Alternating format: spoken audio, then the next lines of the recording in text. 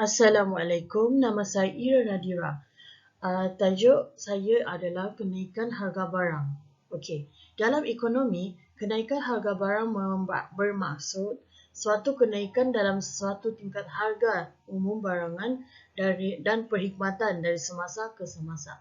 Okey, dengan peningkatan harga barang ini, setiap unit mata wang cuma dapat membeli barangan dan perkhidmatan dalam jumlah yang lebih sikit daripada sebelumnya. Oleh itu, inflasi juga mencerminkan penurunan harga dan kuasa membeli, iaitu suatu kehilangan nilai sebenar dalam sebuah medium pertukaran dalam ekonomi. Okey, satu ukuran utama bagi inflasi harga adalah kadar inflasi, iaitu perubahan peratusan tahunan di dalam sesuatu indeks harga umum atau lebih dikenali sebagai indeks harga pengguna. Okey, walaupun begitu, kenaikan harga ini juga terdapat pelbagai kesan positif dan negatifnya. Okey.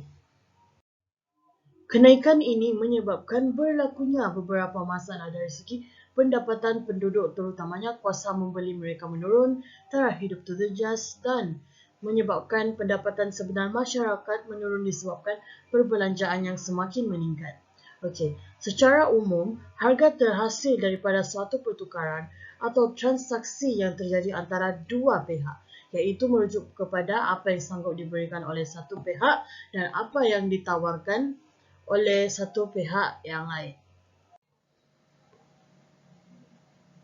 Isu kenaikan harga barangan ini secara tidak langsung menyumbang kepada peningkatan kos sara hidup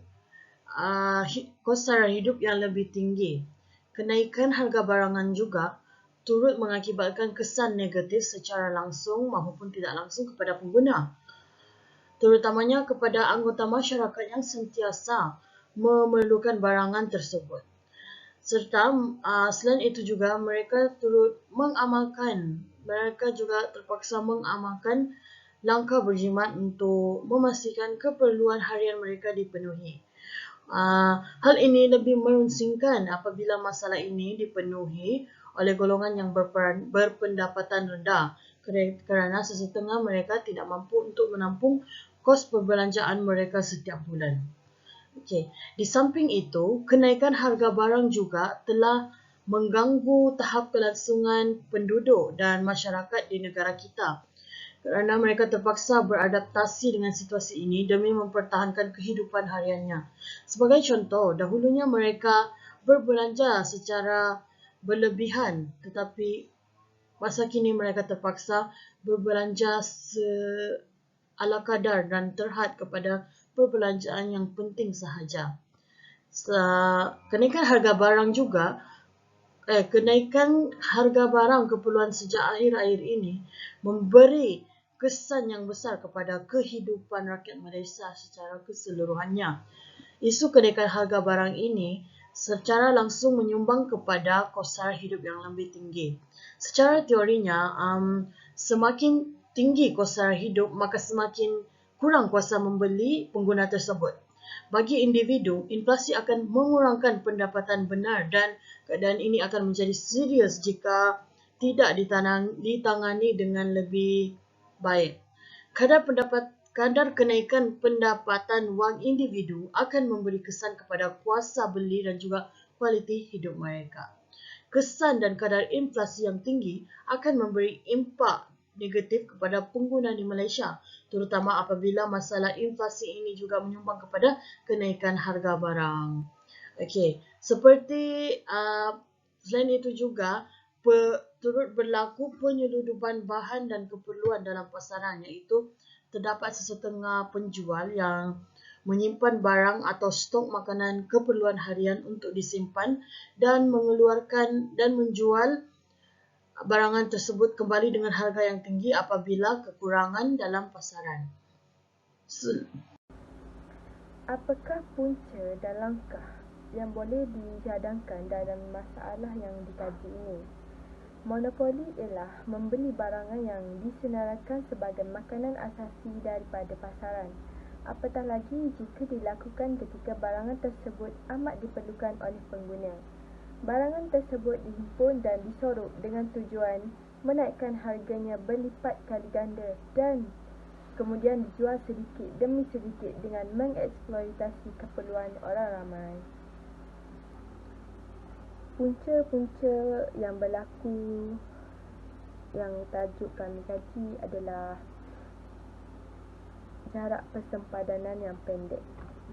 Oleh itu, penyelewengan barang kawalan sentiasa berlaku di sempadan antarabangsa iaitu Indonesia, Brunei, Singapura dan Thailand yang menjadi tumpuan utama, serta kewujudan lorong-lorong tikus juga membuat aktiviti penyeludupan barang kawalan bersubsidi yang dilakukan. Punca yang kedua adalah menaikkan harga dengan tipu timbangan. Oleh itu, dengan masalah ini, penjual menipu dalam timbangan membuatkan pengambilan untung yang berlipat kali ganda sehingga membebankan pengguna.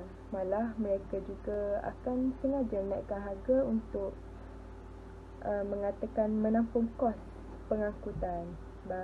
Dengan penipuan harga adalah ibu penipuan dalam segala urusan ekonomi, kerana boleh menipu dengan cara tipu timbangan yang menjadi orang awam menjadi mangsa dan negara menjadi korban.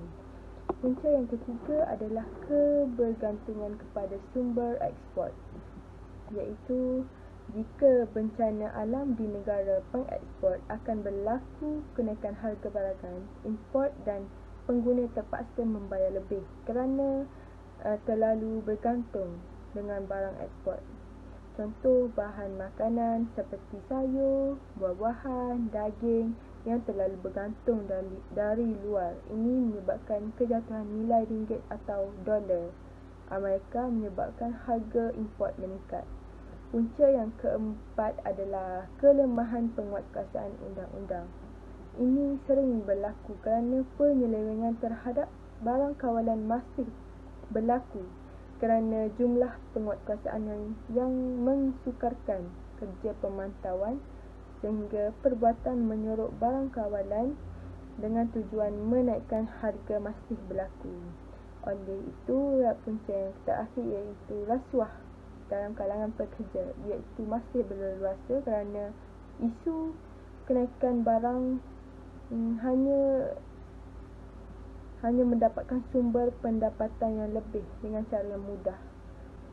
Apabila rasuah berleluasa, akan mendapatkan pendapatan terbantut sehingga semua golongan dibebani hutang akibat kenaikan harga. Langkah-langkah yang harus dibuat dalam tajuk pembentaran kami adalah menguatkuasakan undang-undang. Anggota keselamatan mestilah mengawal di pintu masuk sempadan supaya lebih menumpukan kepada barang yang diseludup keluar masuk. Barang yang selalu diseludup keluar adalah gula, minyak masak, diesel, petrol, gas dan sebagainya. Hal ini kerana barang kawalan di dalam negara Malaysia ini lebih murah berbanding negara antarabangsa yang lain. Oleh itu, penguatkuasa mestilah menguatkuasakan supaya barang yang bersubsidi ini dikurangkan. Yang kedua adalah pemantauan KPDNK2. Apabila pemantauan ini dilakukan, peniaga tidak lagi dibenarkan mengenakan harga barangan melebihi daripada harga yang sepatutnya atau harga ceiling. Ini maka peniaga diwajibkan meletakkan tanda harga bagi memastikan harga yang ditawarkan itu ditetapkan dengan harga yang murah. Oleh itu, peniaga yang meletakkan harga yang melebihi dari harga yang sepatutnya akan dikenakan denda. Dan langkah yang seterusnya adalah sistem perlesenan. Di negara kita, elemen ini sangat penting untuk menyokong sesuatu undang-undang untuk keberkesanannya. Perlesenan memastikan sesuatu perniagaan mematuhi syarat-syarat tertentu sebelum menjalankan perniagaan. Dengan itu memastikan bahawa pengguna berurusan dengan peniaga yang jujur dan tidak mengeksploitasi mereka. Langkah yang keempat adalah penguatkuasaan akta. Ini kerana pegawai penguatkuasa sangat penting untuk menguatkuasakan undang-undang.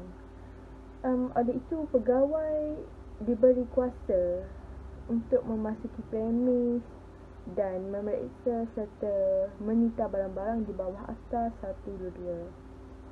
Hal ini mereka melakukan kerja penyiasatan yang menangkap orang atau apa-apa pun disyaki apa-apa yang bersalah adalah di bawah akta yang betul. Langkah yang terakhir adalah kuasa untuk mendapatkan maklumat.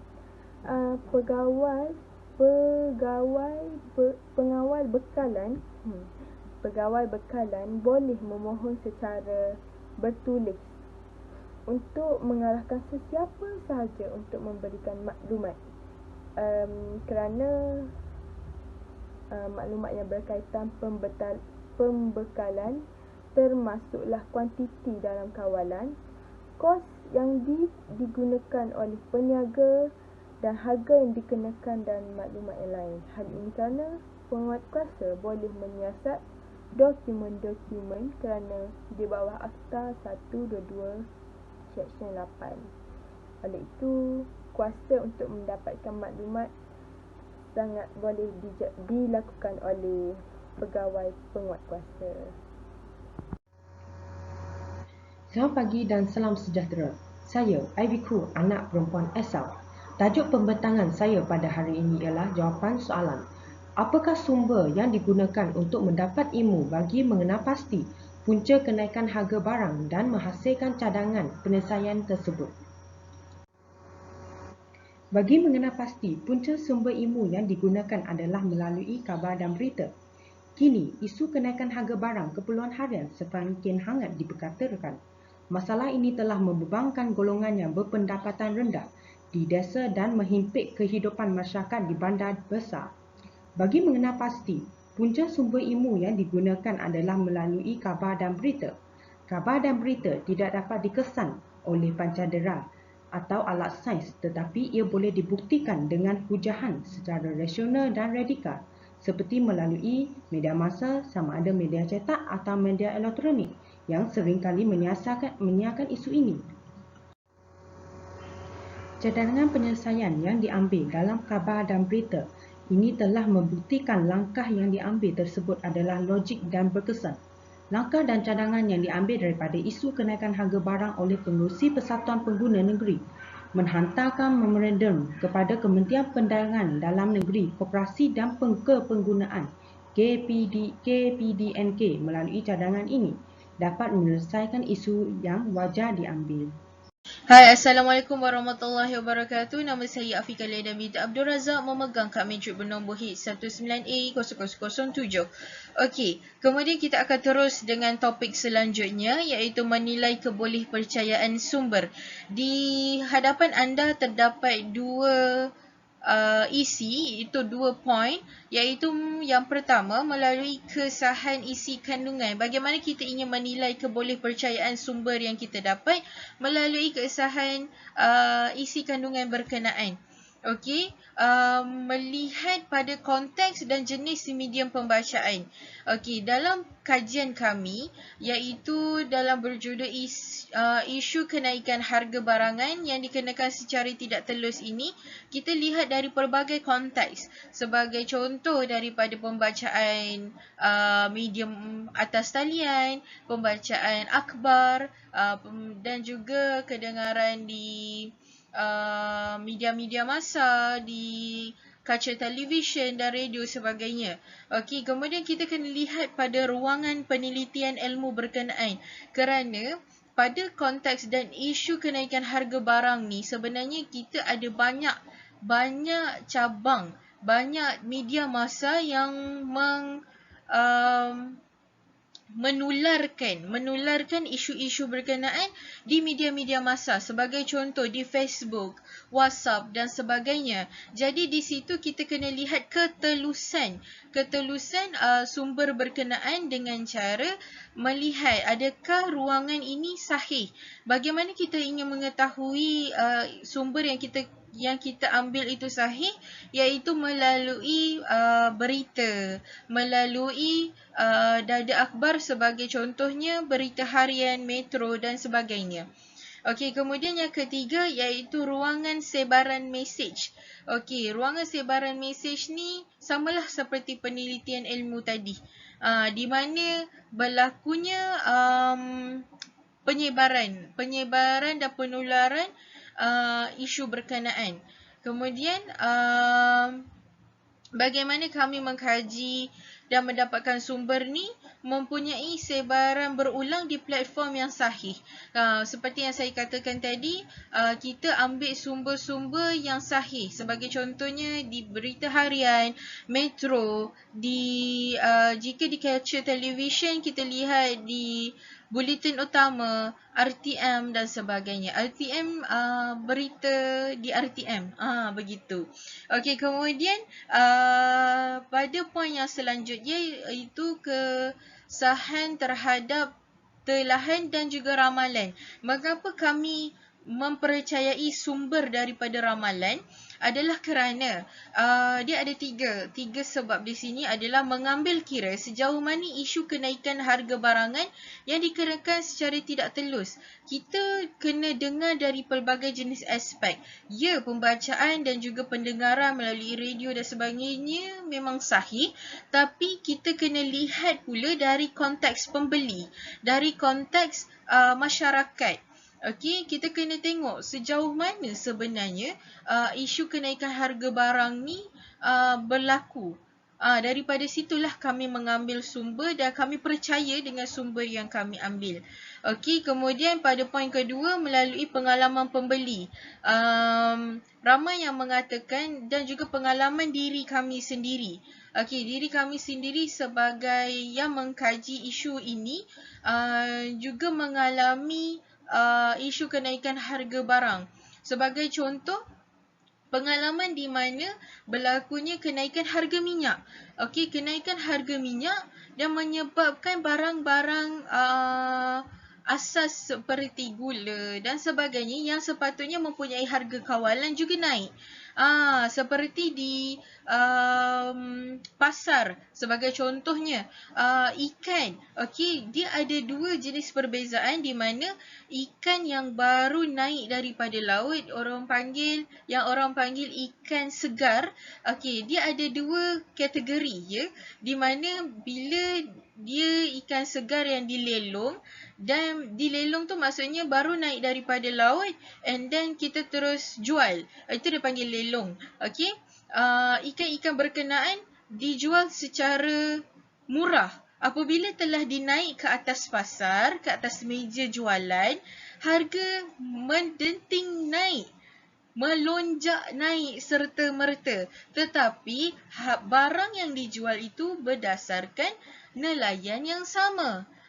Nampak tak kenaikan harga barang itu secara tidak telus?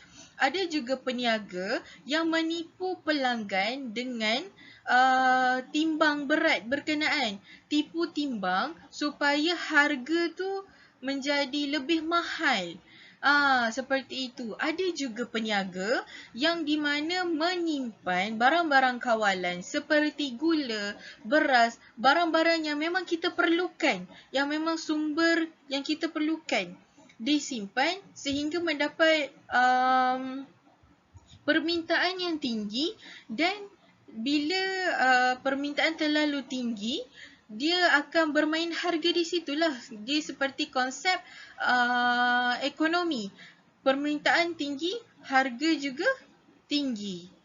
Begitu. Demand dan supply. Ya, bijak. Okey, kemudian yang ketiga, ramalan selalunya berlaku kepada kes yang berulang. Okey, kita tak akan percaya kepada ramalan ini jika perkara berlaku sekali sahaja. Bila perkara berlaku sekali, dia tak akan jadi ramalan. Dia mesti berlaku berulang. Kalau contohnya, okey, ni harga minyak nak naik. Confirm, okey, confirm barang pun akan naik. Itu menunjukkan ramalan. Apabila kes berlaku, ya memang betul barang naik. Okey, kemudian kita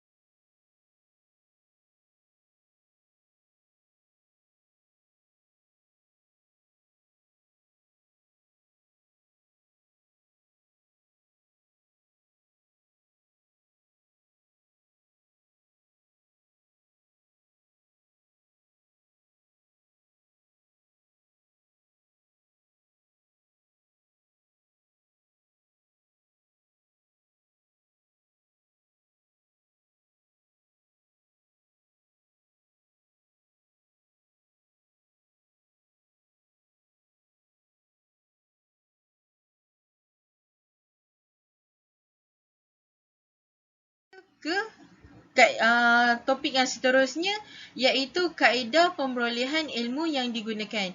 Kat sini ada 5 klasifikasi, iaitu pembacaan akhbar, maklumat atas talian, radio, pembelajaran di kelas dan juga berita di televisyen.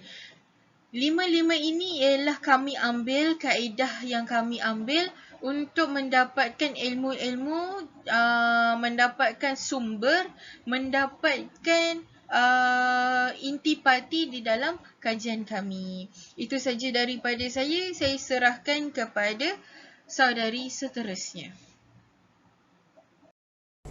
Saya Livinia Vetrivil, nombor matrik saya ialah A19A0248. Bahagian saya ialah apakah justifikasi dan rasional mengapa sumber dan kaedah tersebut digunakan. Saya akan terangkan kenapa kita memilih sumber-sumber berikut untuk membuat tentang isu ini. Kenapa kita guna kaedah tersebut untuk memperolehi ilmu adalah kerana fakta yang tepat dan benar. Sebagai contohnya, berita daripada akhbar. Berita daripada akhbar berita tersebut selalunya sangat tepat. Selain itu, agar tidak berlaku konflik. Sekiranya maklumat yang kita memperolehi adalah tepat, kita boleh mengelakkan berlakunya konflik. Ini adalah kerana sekiranya maklumat yang kita memperolehi tidak tepat dan palsu, akan menjadi satu masalah dan boleh menyebabkan konflik berlaku. Selain itu, maklumat dapat diperolehi dengan mudah. Ini adalah kerana dengan peningkatan teknologi pada zaman sekarang, maklumat yang kita dapat boleh diperolehi dengan mudah. Tambahan pula, maklumat boleh disampaikan dengan cepat.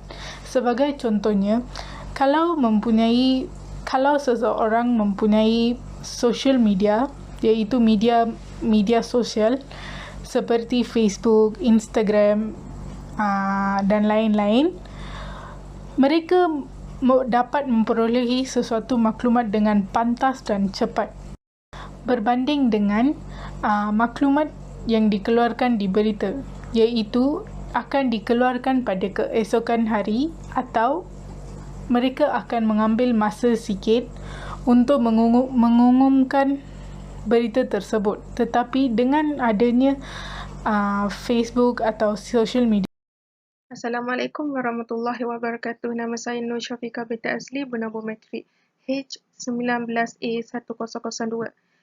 Kesimpulannya ialah peningkatan taraf kehidupan akan membawa kos perbelanjaan, di mana peningkatan harga berpunca daripada faktor lainnya, seperti kekurangan penawaran akan menyukarkan peningkatan taraf kehidupan. Seterusnya, pelibatan pihak berwajib perlu dilakukan untuk mengekang masalah ini, supaya orang lain tidak memandang remeh terhadap masalah ini, dan pihak berwajib juga haruslah kerap membuat rondaan secara berskala untuk mengawal masalah ini. Akhir sekali, kerjasama semua pihak bagi memastikan ekonomi negara kekal stabil dan terus berada pada landasan yang tepat. KPDN HAP haruslah berperanan lebih efektif dalam mengawal selia sektor perdagangan dalam negeri. Penjawat awam haruslah mempunyai komitmen yang tinggi bagi membantu kerajaan memberi perkhidmatan yang terbaik pada rakyat. Sekian, terima kasih.